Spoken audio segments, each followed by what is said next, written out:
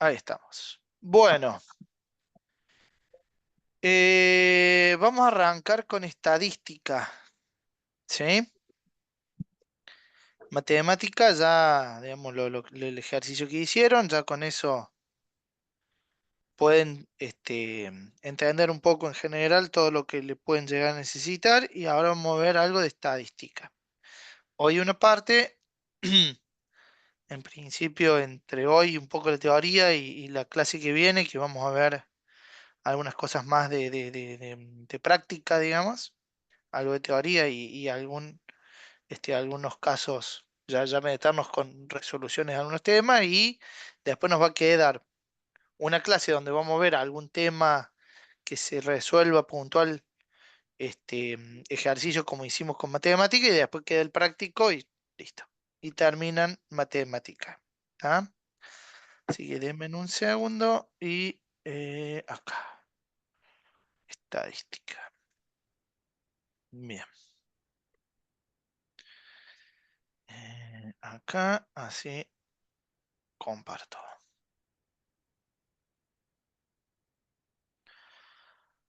Bueno,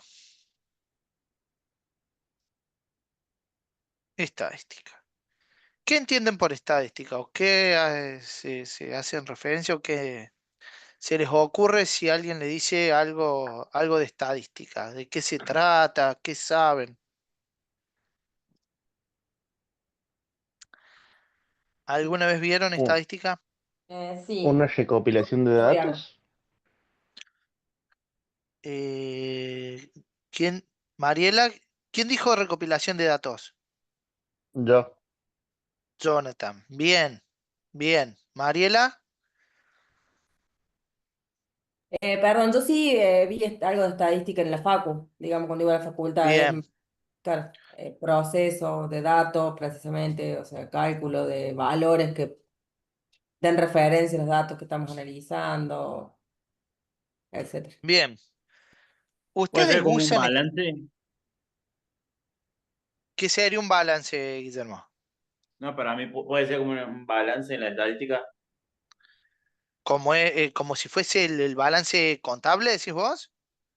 Claro. O la realidad es que el balance es un agrupamiento de datos de acuerdo a determinados puntos, digamos, de acuerdo a determinados conceptos, eh, que sí, no sé si específicamente un balance sería un ejercicio estadístico, digamos.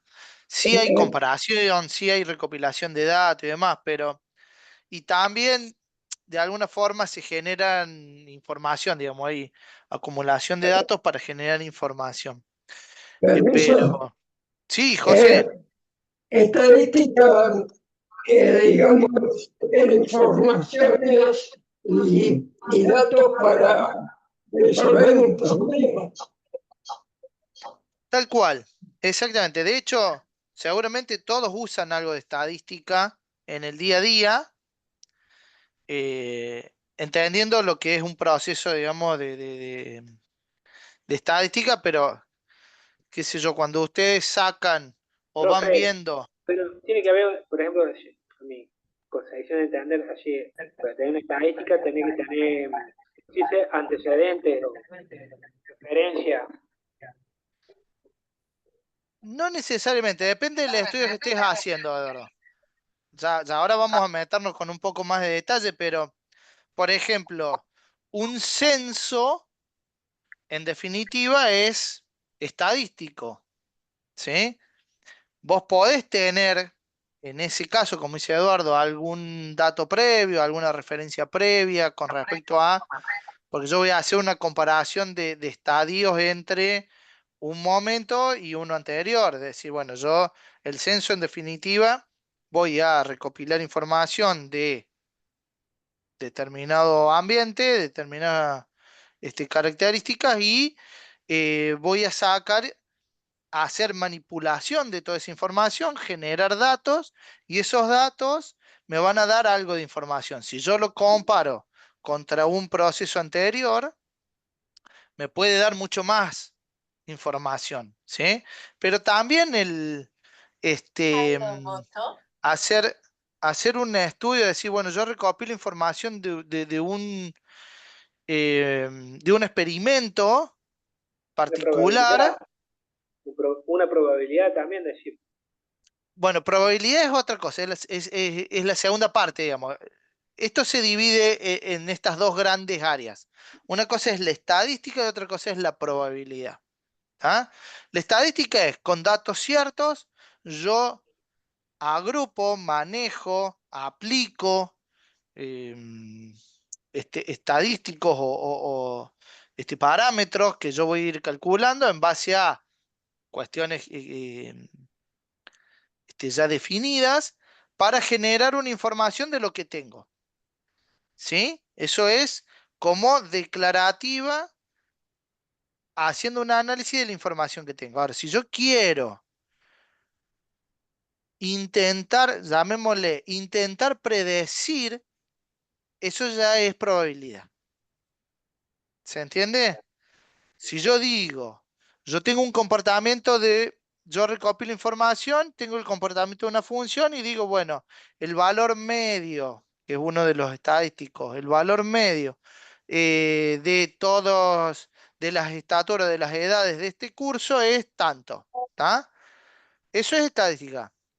Ahora, si yo digo, la probabilidad de que un estudiante nuevo que ingrese al curso coincida con esa media es de tal porcentaje. Eso es algo futuro, es algo que yo digo, bueno, en base a la historia, trato de predecir un comportamiento para adelante, extrapolar información. Eso es probabilidad.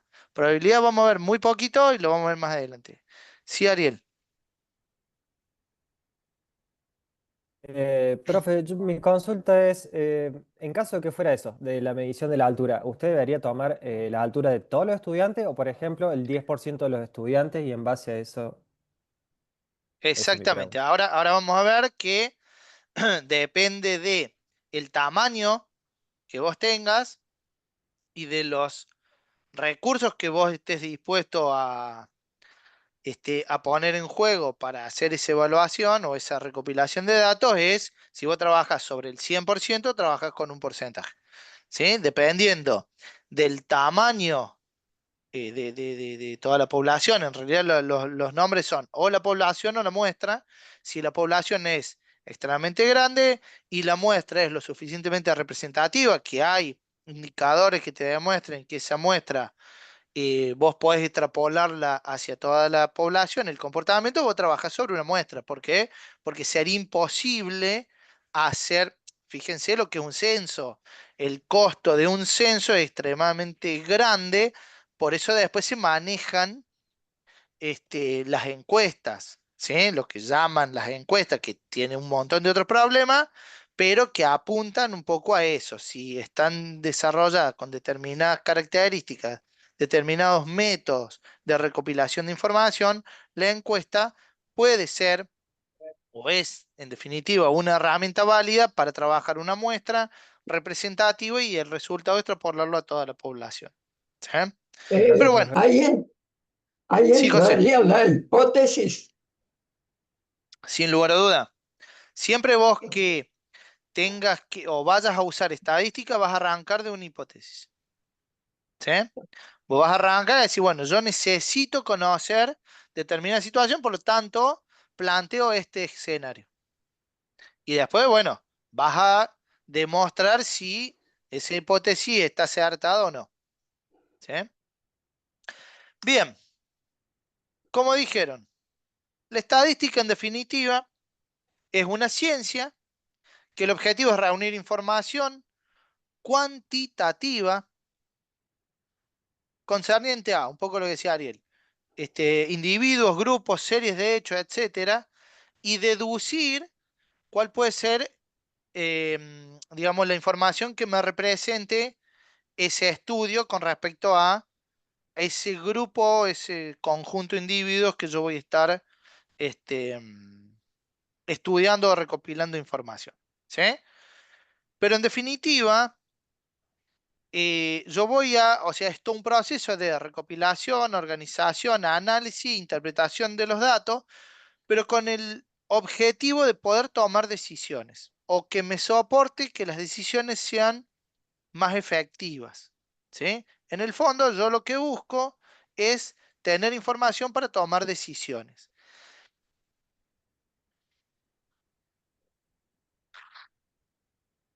Un poco todo lo que dijimos, la metodología puede ser, puedo yo describir, puedo utilizar gráficos, puedo usarlo en un montón de áreas. En general, como les decía, en el día a día uno usa estadística porque sin la posibilidad de manejar estos indicadores normales que usamos en la estadística, sería bastante difícil manejarlo en un montón de cuestiones, ¿sí?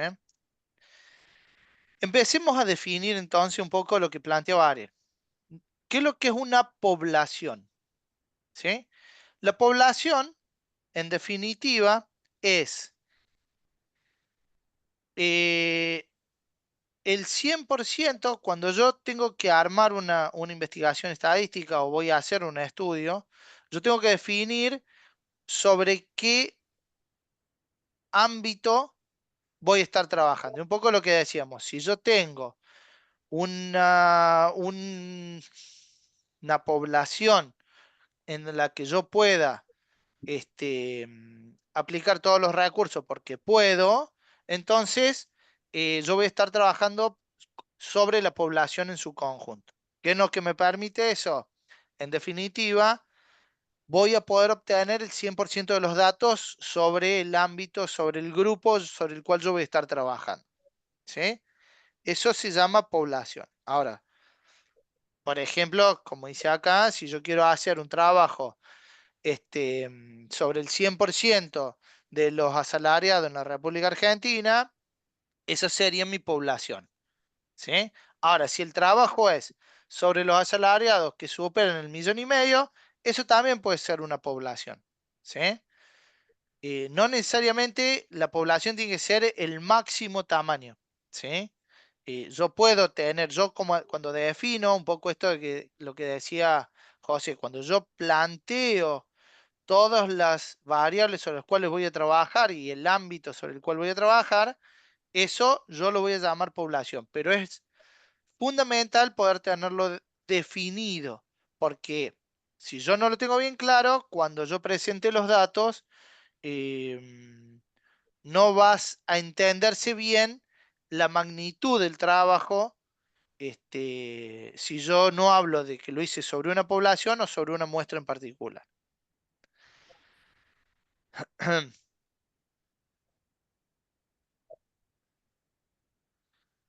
¿Qué es lo que es un parámetro? El parámetro es la unidad de medida, una de las unidades de medida o cualquier unidad de medida que yo utilice sobre esa población. Por ejemplo, si yo tengo, como decía, el 100% de los asalariados de la República Argentina, el ingreso promedio de todos los asalariados sería un parámetro, ¿sí? Sería uno de las incógnitas, de las variables que yo voy a ir a buscar. Pero algo claro, definido, la unidad de medida, ¿sí? Y siempre el parámetro aplica a la población. Cuando yo hablo de un parámetro, definitivamente estoy hablando de la población en su conjunto. ¿Qué es lo que es una muestra? Lo que decíamos. Cuando la población es demasiado grande para ser estudiada, entonces yo puedo abocarme a una porción más chiquitita, más manejable, y a esa porción se le denomina muestra. En definitiva, es un subconjunto, ¿sí? Un subconjunto de la población. Pero yo necesito tenerlo bien claro a esto, si voy a trabajar sobre el 100% o no. Por ejemplo, si yo tuviese mi población, el 100% de los asalariados, yo podría decir, bueno, yo voy a trabajar con una muestra representativa de 5.000 casos en cada localidad que supere el 1 millón de habitantes y eso termina siendo mi muestra. Y eso después lo voy a extrapolar al 100% de los asalariados de Argentina. No puedo yo hablar y salir a encuestar el 100% de los asalariados porque sería en todo el territorio de la Argentina y la cantidad que hay sería muy costoso. Entonces me enfoco en determinadas características y defino la muestra desde ese punto de vista. ¿Qué es lo que hay que tener en cuenta? Que si yo estoy haciendo una muestra, estoy definiendo una muestra, por ejemplo, el 100% de los asalariados, donde vos vas desde Jujuy hasta Tierra del Fuego y desde Entre Ríos a Mendoza, pero después defino que mi muestra van a ser 5.000 casos de las localidades que superen los 500.000 habitantes y, qué sé yo, Río Tercero, Villa María, Río Cuarto, hay un montón de lugares que no van a tener un representante en esa muestra. Por lo tanto, cuando yo dé los resultados, tengo que explicar que esa muestra se formó de localidades mayores de 500.000 habitantes. ¿Por qué? Porque tienen sus características.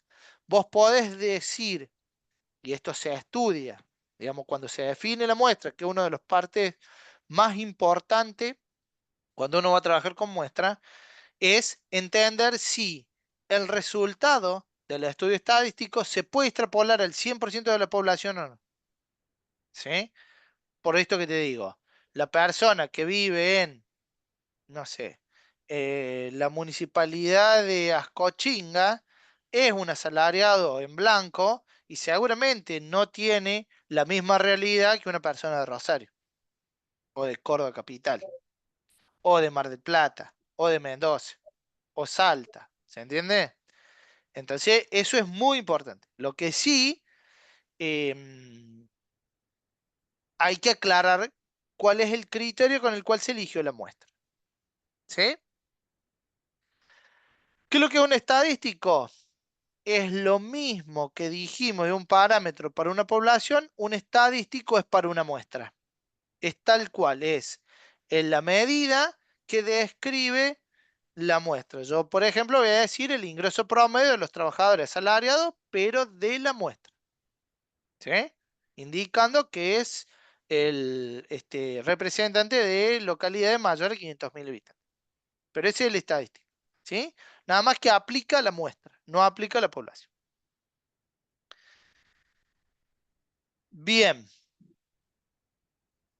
Gráficamente sería una cosa así, digamos. Yo tengo la población, es el todo, y si eventualmente no puedo aplicar al todo, voy a definir una muestra.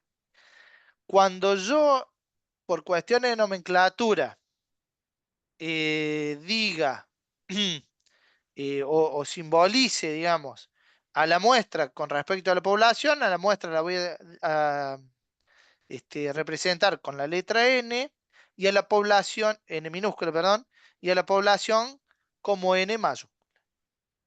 Una cuestión de nomenclatura porque ya después van a ver cuando uno empiece a escribir y a declarar esto que le digo, en general es con notación matemática en donde pone, qué sé yo, los N minúscula, que es la muestra, igual a tantos habitantes y lo plantea como una restricción a nivel de números.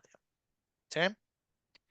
Bien, entonces, cuando yo defino la muestra o defino trabajar sobre la población y planteo un estudio estadístico, tengo que, un poco lo que decía José, tengo que determinar qué es lo que quiero ver, qué es lo que quiero analizar. ¿Sí? ¿Cuál es la variable sobre la cual yo voy a estar observando? ¿Sí? Si el estudio, si mi masa objeto, si mi población o muestra es de los asalariados, la variable que yo voy a estar observando es el ingreso per cápita, digamos, el ingreso de cada una de las personas. ¿Ah? Entonces yo tengo que identificar la variable. ¿Por qué? Porque sobre ese valor es donde yo voy a estar trabajando y donde voy a armar todo mi estudio estadístico. ¿Y cómo pueden ser las variables? Las variables pueden ser cuantitativas, que son numéricas, digamos, yo las puedo contar, o pueden ser cualitativas, no numéricas, como por ejemplo el sexo, la edad, los rangos etarios, bueno, y demás variables que yo no pueda cuantificar. Si suponete que yo puedo armar algo con respecto a gustos, ¿sí? Que lo tengo definido, pero yo no puedo sumar gustos, no puedo sumar sexo, puedo sumar edades, pero en definitiva, si yo armo rangos etarios, terminan siendo categorías. Todo lo que sean categorías son cualitativas, ¿sí? Y por otro lado, las variables pueden ser discretas o continuas.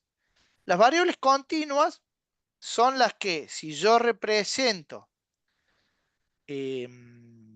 esa variable en un rango o en una línea de números, por ejemplo, la variable va a tomar todos los números posibles de esa recta.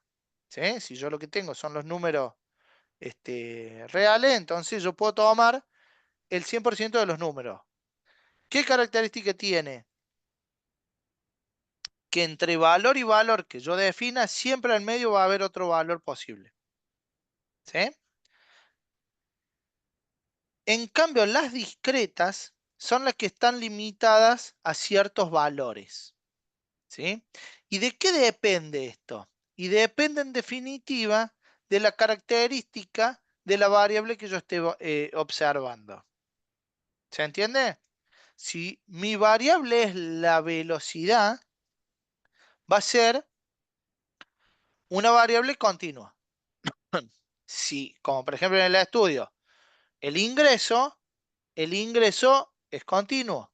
Pueden tener un piso, puede no tener tope, ¿sí? Pero es continuo. ¿Está? ¿Por qué? Porque vamos a suponer que yo diga entre 1.000.000 o 500.000 y 510.000 pesos, al medio siempre voy a encontrar valores. 501, 502, 503. Y así dijera, entre 500 y 501, también voy a encontrar valores siempre en medio. ¿Sí? Entonces es continuo, el ingreso es continuo. ¿En qué caso se les ocurre que puede ser discreto? ¿Qué ejemplos podrían ser? ¿Qué se les ocurre? Se me ocurre, profe, en el género de la persona, si es hombre o si es mujer, por ejemplo. Voy a tener, o bueno, o ahora tendríamos intermedio. Tengo tres Está posibilidades bien, solamente. exactamente. Exactamente, ese sería uno. O si mi unidad objeto es una persona. Si yo tengo una persona y hago cálculo y me da 1,5, o es 1 o es 2. Yo no puedo tener 1,5 de una persona. Si tengo un auto, si lo que estoy evaluando es las características de un auto y su desempeño, no sé, fabricaciones de auto, yo no puedo tener medio auto fabricado. O lo tengo entero o no lo tengo, digamos. ¿Se entiende? Entonces, depende de lo que yo vaya a evaluar, es la característica de la variable. Pero es importante entenderlo, ¿por qué? Porque cuando yo busque estos valores correspondientes, tengo que entender que también esos valores tienen que ser discretos. ¿Sí? Si yo digo, tengo, no sé, ¿qué cantidad de aviones salen de una terminal portuaria? Y yo tomo un rango de hora y digo, bueno, por hora, la primera hora me salieron 10 aviones, la segunda hora me salieron 12, la tercera hora me salieron 11, la cuarta hora me salieron 9. Si hago el promedio, que es un valor estadístico, un parámetro, más o menos por los números que di, puede que dé 11 o 10. Pero no me puede dar 10,5. En realidad me lo puede dar. Lo que yo tengo que ver es si está bien que yo informe que el promedio de aviones por hora es 10,5. Si yo lo que tengo ese valor lo necesito para determinar acciones de, no sé, el que sea, ¿se entiende? Por ejemplo, yo pago si el avión sale de viaje y no pago si el avión no sale de viaje. ¿Sí? Entonces, que salgan 10,5, o pago 10 o pago 11. No puedo pagar 10,5. ¿Se entiende? En ese caso pagaría 10. Entonces, eso hay que tener en cuenta con respecto a cómo yo hago los cálculos, cuál es la característica de la variable. Y eso depende de la variable en sí. Bien, ¿dudas hasta acá? Son definiciones, ¿no?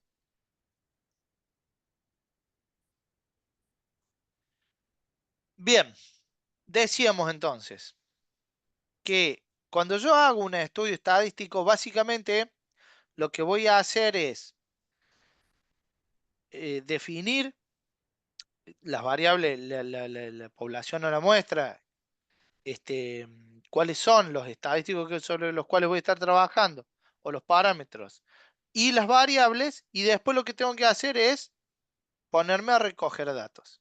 ¿Sí? Empezar a observar, tomar información. ¿Ah? Una vez que complete el proceso de recolección de información, tengo el proceso de el manejo, el manipulado de esos datos, ¿sí? En base a lo que quiera yo presentar, ¿sí? Y una vez que tengo y manejé y transformé todos esos datos y obtuve datos estadísticos, a partir de ahí voy a generar información. Información para la toma de decisiones. Básicamente este es el proceso estadístico, ¿sí? Por eso decíamos que siempre se arranca de de una observación, de un experimento. Depende del tamaño del experimento, es todo lo que me implica y el tiempo que me vaya a llevar.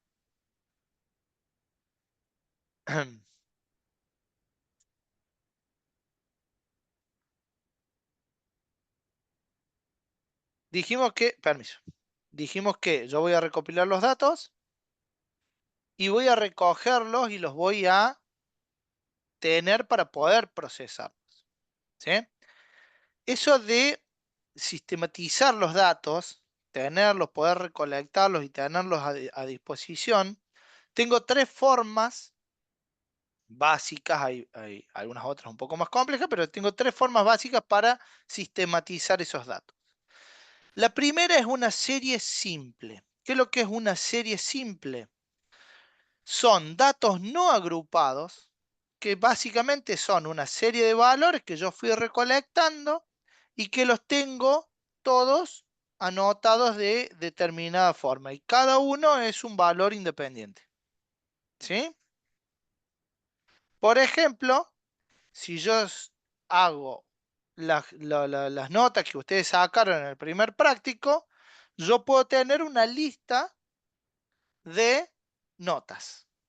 Esto es una serie simple. Anotar la nota que se sacó cada uno de los alumnos. En este caso son 30. ¿Sí? 30 notas y yo tengo el valor de cada uno. Esto es lo más común. Cuando uno está observando, vamos a suponer que ustedes observan o el experimento es la cantidad de autos que pasan semáforo en rojo. Ustedes lo que van a hacer es pararse en un semáforo y empezar a anotar. Pasó un auto, pasó bien. Pasó el otro auto, pasó en rojo. Pasó un auto, pasó bien. Pasó otro auto, pasó bien. Pasó otro auto, pasó bien. Pasó otro auto, pasó en rojo. Y ahí van armando una serie. Esa es una serie simple. ¿Sí? El tema de los aviones que despegan, ustedes anotan los aviones que van saliendo por hora. El avión despegó, lo anotan como despegado. El avión despegó, lo anotan como despegado. El avión todavía no despegó, no lo anotan. Depende de cómo sea la observación que vayan a hacer. ¿Sí? Si ustedes van a hacer, quieren ver, no sé, los talles de pantalón que en una tienda, y bueno, van a notar la cantidad de talles o la cantidad de unidades que haya de cada talle. Eso es una serie simple, anotarlos, nada más. Si ustedes se fijan, acá lo tengo desordenado, ¿sí? ¿Cómo se fue dando? Lo que puedo hacer, que es una mejora, es ordenarla. Es a la misma serie, ordenarla. En este caso, yo estoy ordenando las notas. ¿Sí? Si ustedes se fijan acá, yo tengo un 1, un 1, un 1. Lo que hago acá es poner el orden de las notas. La cantidad que yo tengo de las notas. ¿Sí? Pero es un ordenamiento. Lo que sí sabemos que va del 1 al 10, porque en este caso la característica de la variable está acotada, va de 1 a 10. Nunca voy a tener un 11. Y otra de las características es que es discreta, no es continua. No voy a tener 1,5. ¿Sí? El muy bueno más, digamos, o el 8 más no existe acá. Acá claramente tengo notas numéricas, ¿sí? Naturales, del 1 al 10. Si yo a eso lo manipulo, yo lo puedo manejar y puedo decir, si yo lo tengo ordenado, es mucho más fácil entender, por ejemplo, que a simple vista, que hay más 8 que otro número, que el 7 también puede ser, porque tengo 1, 2, 3, 4, 5, 1, 2, 3, 4, 5, 6, 6, 8, casi que te diría que el 8 es el número que más se repite, ¿sí? Después sigue el 7 y el 9, que tengo 4, el 4 que tengo 4, 5 que tengo 5, pero digamos, acá es mucho más difícil tratar de armar eso, por eso el orden por ahí me ayuda a ya empezar a ver algo, ¿sí? Si yo tengo o yo puedo ordenar los datos y poder tener la posibilidad de agruparlos, en donde yo digo qué cantidad de notas tengo o sea, qué cantidad de repeticiones tengo de cada nota, sería en este caso, lo que yo tengo ahí es una distribución de frecuencia, ¿sí? Esto mismo que yo tengo acá, yo puedo armar la distribución de frecuencia. ¿Qué es lo que va a hacer la distribución de frecuencia? Me va a decir que de la nota 1 tengo un solo valor. De la nota 2 tengo un valor. De la nota 3 tengo un valor. De la nota 4 tengo 4 valores. De la nota 5, 5 valores. De la nota 6, 2 valores. De la nota 7, 5. Y así los voy agrupando la cantidad de veces que se repite mi variable. Eso es una distribución de frecuencia. ¿Con qué característica? Que la suma de la distribución tiene que dar el total de valores que yo o que forman mi muestra. ¿Sí? Entonces, yo voy a tener los xy son los valores posibles de la variable. Son los valores que va a tomar la variable. En este caso, las notas. ¿Sí? La frecuencia absoluta indica las veces que se repite. La frecuencia relativa es este valor de frecuencia absoluta dividido el total de la frecuencia absoluta, el total de observaciones. Eso sería una frecuencia relativa. Entonces, fíjese que 1 dividido 30 me va a dar 0,03. En este caso igual, 4 dividido 30 me va a dar 0,13 y demás. La frecuencia absoluta acumulada es este valor sumarle el anterior. Entonces, acá la frecuencia absoluta acumulada es 1. Para acá es 2 porque es este 1 más el valor de la nueva frecuencia. Me da 2. Para este es 3. Y acá ya a este 3 le sumo 4, por eso la acumulada me da 7. A este 7 le sumo 5, que es el valor siguiente, y por eso me da 12 el acumulado. Y así voy acumulando hasta llegar al 30, o sea, al total de los valores. Al total de los valores observados. ¿Sí? O sea, este valor final tiene que coincidir con este valor de acá. Y la frecuencia relativa acumulada es lo mismo, nada más que usando estos valores. Por lo tanto, tiene que dar 1. ¿Se entiende? Lo que más vamos a usar es esto, el FI, digamos.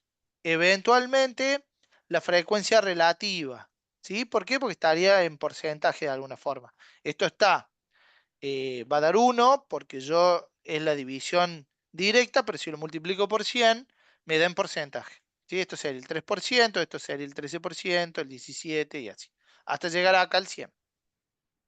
¿Se entiende? ¿Dudas de esto? ¿Se entiende esto? No le genera, porque esta es la forma más común en Sí, la sí. que vamos a ver los datos. ¿Tá? Profe, Bien, ¿y frecuencia relativa siempre da 1 puede tener otros valores, digamos? la frecuencia relativa total da 1, porque es la división entre la frecuencia absoluta y el valor total de muestras, de observaciones, digamos, perdón, no de muestras, sino de observaciones. ¿Sí? Entonces, al ser una división simple, 1 dividido 30, y así esto siempre te va a dar 1, porque es una fracción de este 30 que sería el 1. Ah, bien, bien, gracias. ¿Se entiende? Característica que acá lo van a encontrar, pero es la suma de todas las frecuencias de toda la frecuencia absoluta da el total de observaciones, y la suma de toda la frecuencia relativa da la unidad. Así como el último valor de la frecuencia absoluta acumulada es el total de observaciones, y el último valor de la frecuencia relativa acumulada es la unidad. ¿Sí? Si esto, la frecuencia relativa, ustedes la expresaran en porcentajes, si sería la frecuencia relativa porcentual, acá abajo daría 100, porque es este valor multiplicado por 100 cada uno. ¿Sí?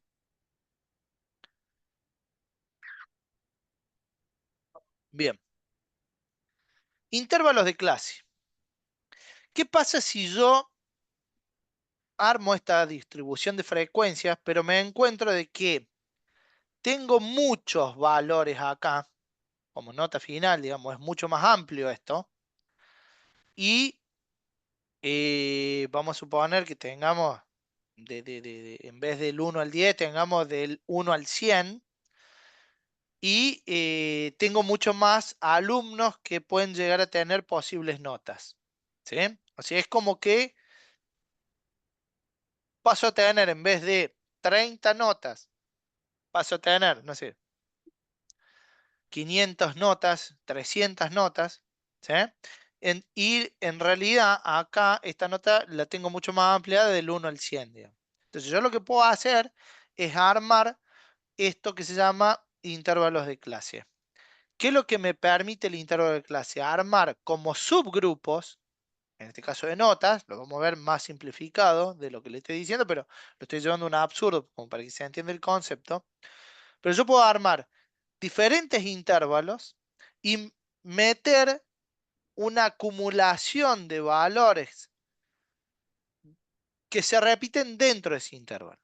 Por ejemplo, si yo armara un intervalo de clase de lo que estábamos viendo, ¿sí? De las notas, en este caso del 1 al 10, yo puedo armar intervalos entre el 1 y el 2, entre el 3 y el 4, como notas, digo, ¿no? O sea, yo agrupo todas las notas que tengo entre que se sacaron 1 o 2, todas las notas que se sacaron 3 o 4, todas las notas que se sacaron 5 o 6. En este caso lo estoy haciendo simplificando para poder mantener la comparación del ejercicio, pero esto generalmente se usa cuando yo tengo intervalo o mucho más grande los valores de las variables, y tengo mucho más observaciones hechas. Entonces yo lo agrupo por intervalo. ¿Sí? ¿Qué característica voy a tener? Que la marca de clase es el valor medio del intervalo. Entonces, si yo tengo dos valores entre 1 y 2 y tengo dos lecturas, que es la frecuencia absoluta, las veces que se repite, digamos lo mismo que teníamos acá como frecuencia absoluta, las veces que se repite, yo tengo dos valores entre que se sacaron 1 y 2, entonces la marca de clase va a ser 1,5. Entre 3 y 4 tengo 5 valores. Entonces la marca de clase es 3,5. ¿Sí? Entre 5 y 6 tengo 7 valores. Entonces la marca de clase es 5,5. ¿Cómo se saca eso? Calcula sumando el límite inferior y el límite superior y se divide por 2. O sea, si yo tengo 7 y 8 son 15, dividido 2 me da 7,5. 10 más 9 es 19, dividido 2 es 9,5. Esa es la marca de clase. En este caso es casi, no me dice nada, porque como les digo, para mantener la comparación con el mismo ejercicio o el mismo ejemplo que venimos viendo, es como para que ustedes se ubiquen. Pero esto toma mucho más, es mucho más importante cuando yo tengo mucha más amplitud de datos, ¿sí? Cuando tengo muchas más posibilidades de valores posibles de una variable y tengo muchas más observaciones de variables, ¿sí? Y después lo que tengo es, sí, No me quedó claro el del 5, por ejemplo, 9 y 10 sí da 9,5. ¿Y el 5? El 5 en la tercera columna. este que dice acá, José, No, 5 y el 6. último. Bueno, lo mismo, Ah, cualquiera. este de acá. Eso, ese. Este es lo mismo, es la frecuencia absoluta, es la cantidad de observaciones que yo Ah, tengo entre el valor 9 y el valor 10. Es y lo el mismo que valor yo tenía acá. Si yo veo acá, yo tengo es 4 veces se sacaron 9 y una vez se sacaron 10. Como 10. yo armo mi intervalo de clase entre 9 y 10, agrupo estas 5 valores, los meto dentro de este intervalo de clase. Exacto. Ahora ¿Se entiende? está. Sí, ahora sí. La frecuencia relativa es lo mismo, es este valor, pero ahora dividido estos 30, lo que sería el 0,03. Ahora el ser 2 dividido 30 me da 0,07, redondeado. ¿Sí? La frecuencia absoluta acumulada es lo mismo, lo que veíamos, digamos, este valor es el primero es 2, este sale de este 2 más el 5, que es el intervalo de clase siguiente, me da el 7, y así voy llegando acá al 30. ¿Sí? Y la frecuencia relativa acumulada igual, pero de la frecuencia relativa, de cómo fue dando la frecuencia relativa. ¿Se entiende hasta acá?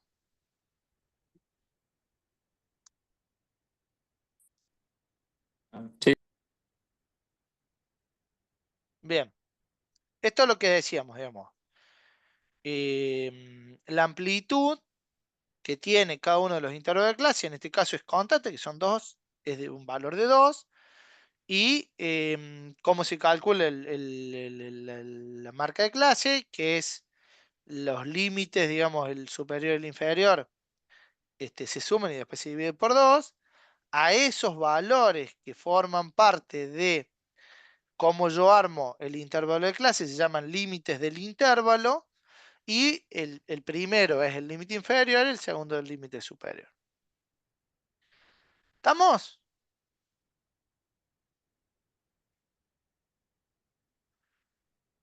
¿Se entiende más o menos estadística, la primera parte, todo lo que es definiciones? Sí, sí. Bien. La próxima clase lo que vamos a ver es ya los valores y ejemplos. No sé si voy a llegar con ejemplos porque hay mucho para ver, sobre todo después cuáles son los tipos de gráficos, cómo se manejan gráficos, cómo se va presentando la información. Estos son, como dijimos, métodos sistemáticos para recolección o para asentar la información que yo voy recolectando, ¿eh? Como yo la tengo, para después poder manipularla y trabajarla generando los valores estadísticos. Y después está la presentación. Lo que nos va a quedar ver en la próxima clase es un poco todos estos cómo se manipula toda esta información, generando con estos estadísticos tradicionales, cómo se pueden presentar estos datos con respecto a los gráficos y demás. Y después vamos a ver algunos ejemplos para que les sirva para entender algunos ejercicios. Y después el práctico que van a tener que hacer, resolver un par de ejercicios de estadística tomando todo esto como base. ¿Sí? ¿Se entiende? Sí. Sí, profe. Bueno, hasta acá, estadística. Corto la grabación y después lo vuelvo a levantar y arrancamos con tics. ¿Les parece? Perfecto. Yo como para que